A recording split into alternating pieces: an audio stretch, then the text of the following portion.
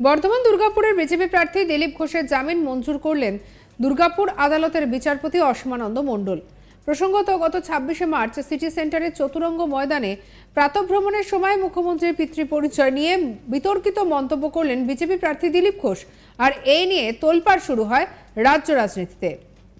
অশালীন মন্তব্যের জন্য গত ২৮শে মার্চ এমএএমসির জনৈক মহিলা কাজল দাস নিউ টাউনশিপ থানার দিলীপ ঘোষের বিরুদ্ধে অভিযোগ দায়ের করেন। তার আগে তৃণমূলের আইনজীবী সেলের পক্ষ থেকেও অভিযোগ দায়ের করা হয়। সেই মামলায় শনিবার ২০শে এপ্রিল দুর্গাপুর আদালতে সওয়াল জবাবের দিন ছিল। আদালত কক্ষে সশরীরে হাজির হন দিলীপ ঘোষ। কয়েক মিনিটের মধ্যেই তার জামিন মঞ্জুর করেন বিচারপতি। আদালত থেকে বেরিয়ে দিলীপ ঘোষ জানান, আমি যেখানেই যাই সেখানেই মামলা দিয়ে আমাকে স্বাগত জানানো হয়। টিএমসি মুসলমানদের হাতে বোমা বন্দুক ধরাচ্ছে, কথা মতো কাজ না করলে কেস দিয়ে জেলে ঢোকাচ্ছে, তাই জেলগুলোর বিশেষ সম্প্রদায়ের লোক ৯০%। এমনটাই জানান দিলীপ ঘোষ। কি বলছেন দিলীপ ঘোষ শোনাবো।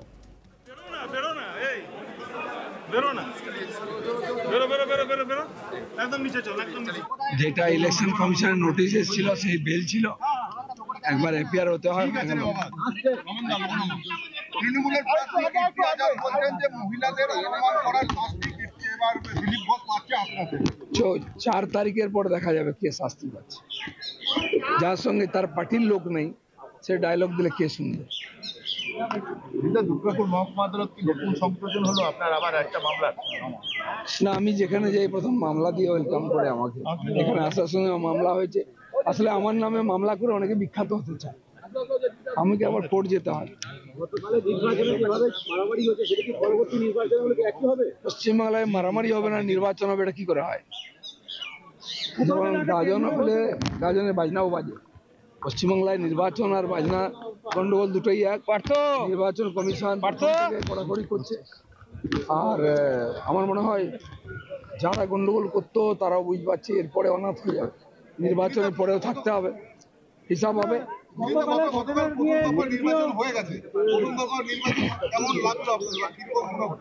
নির্বাচন শুরু হয়ে গেছে, বিজেপি জিতছে, এতে কোনো পরিবর্তন হবে না।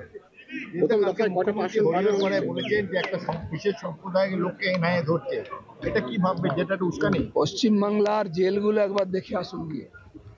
একটা বিশেষ সম্প্রদায়ের লোকই 90% আছে। সেগুলোকে এনআইএ ধরেছে না সিবিআই ধরেছে? টিএমসি মুসলমানদের ব্যবহার করছে, তাদের দিয়ে অপকর্ম করাচ্ছে, বোম বন্দুক দিচ্ছে হাতে, কিন্ডেল বানাচ্ছে, আর ওদের কাজ না করলে কেস দিয়ে জেলে ঢুকাচ্ছে। এদিকে যাও ওদিকে যাও, মুসলমানদের দুঃখের শেষ নেই। আর সেই মুসলমানদের সবচেয়ে বড় শত্রু টিএমসি, এবং তাদের নেতারা মুসলমানদের কাছ থেকে বেশি তোলা আদায় করছে, ব্যবসায়ীদের কাছ থেকে খেটে খায় ওরা। তো মুসলমানরা বুঝতে পেরেছেন তার কিছু প্রতিফলন এবারে হবে ভোটে।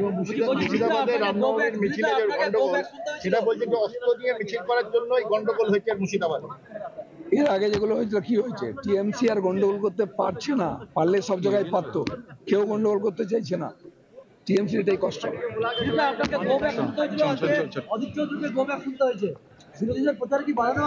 যারা গো ব্যাকের রাজধানী করে, কালো পতাকা রাজধানী করছে, এই ইলেকশনের পরে মুখ কালো হয়ে যাবে ওদের। জামিন নেওয়ার পর এদিন দুর্গাপুর আদালতে বার অ্যাসোসিয়েশনে যান বিজেপি প্রার্থী। সেখানে গিয়ে আইনজীবীদের সঙ্গে সাক্ষাৎ করেন দিলীপ ঘোষ। এরপর আদালত চত্বরে মধ্যাহ্নভোজ সারেন বর্ধমান দুর্গাপুরের বিজেপি প্রার্থী। এরপর এই জেলাতেই একাধিক কর্মসূচিতে অংশ নেন দিলীপ ঘোষ। আর এ নিয়ে অনিল গিরির কি রিপোর্ট দেখাবো।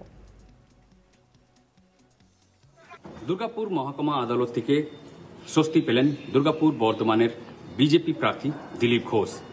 গত ২৬ তারিখ তিনি মুখ্যমন্ত্রী মমতা বন্দ্যোপাধ্যায় নিয়ে দুর্গাপুর এর একটি ময়দানে প্রাতঃভ্রমণ করতে গিয়ে কটূক্তি বয়ান করেন। তারপরেই পুরো রাজ্য রাজনীতি তোলপাড় হয়ে গেছিল। বিশেষ করে যে মহিলা যে রয়েছে, মহিলা তৃণমূল কংগ্রেস পক্ষ থেকে রাজ্যের বিভিন্ন জায়গায় দিলীপ ঘোষের কুশপুতল দাহ করা হয়, সাথে সাথে তার বিরুদ্ধে বিভিন্ন থানায় মামলা রুজু করা হয়। আর সেই মামলায় দুর্গাপুর মহকুমা আদালতে দিলীপ ঘোষ হাজির হন।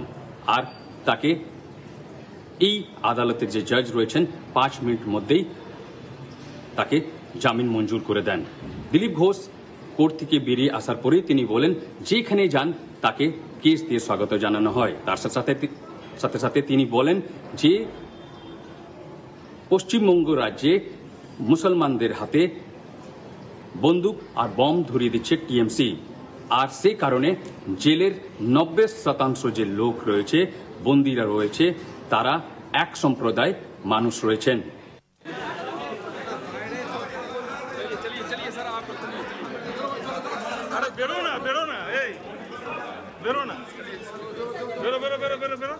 একদম নিচে চল, একদম নিচে চল।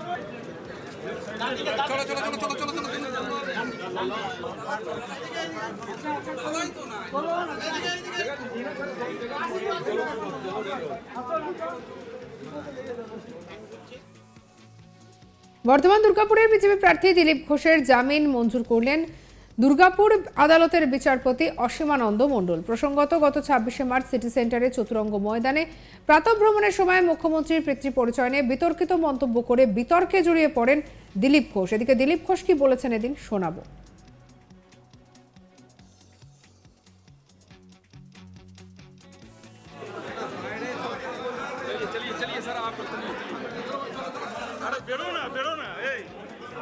যেটা ইলেকশন কমিশনের নোটিশ এসেছিল সেই বেল ছিল, একবার এপিআর হতে হয়।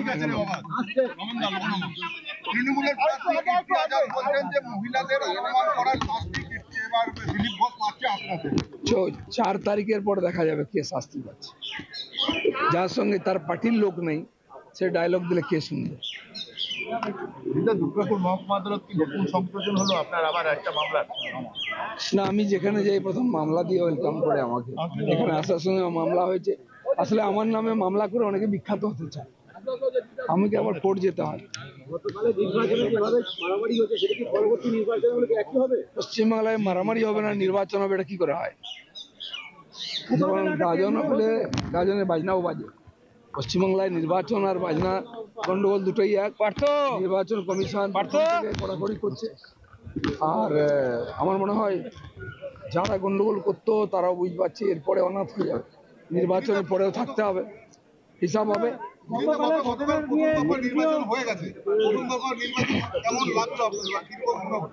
নির্বাচন শুরু হয়ে গেছে, বিজেপি জিতছে, এতে কোনো পরিবর্তন হবে না।